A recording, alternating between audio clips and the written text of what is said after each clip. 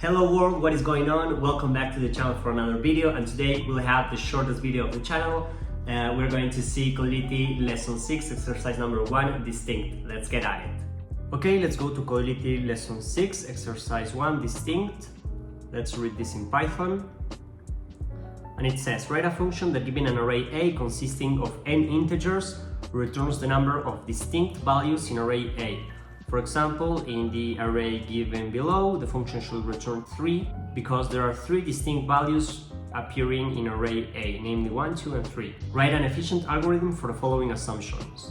N is an integer within the range 0 to 100,000, and each element of array A is an integer within the range minus 1 million and 1 million. So the idea here is just extremely simple. We're going to add all of the elements of the array into a set, and then we're going to return the length of the set, because as you know, the set contains only unique numbers. So let's go ahead and start the test.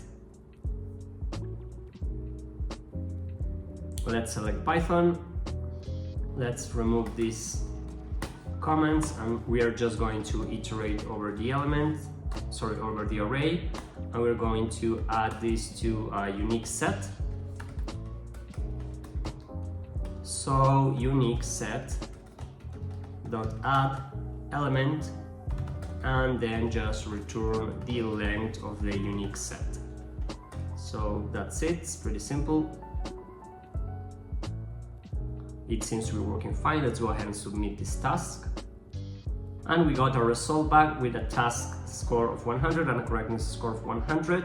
This runs in ON or ON times logarithm n. This is because that's the expected time for the insertion in the set. So everything is fine, and that's it.